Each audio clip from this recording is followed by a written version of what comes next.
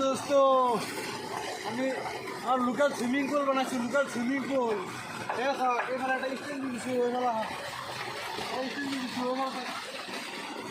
এখানে মোটর বহার কারণে দিয়েছি, সাড়েটা দিয়ে দিচ্ছি। আর আমার সুইমিং পুলটা সব আর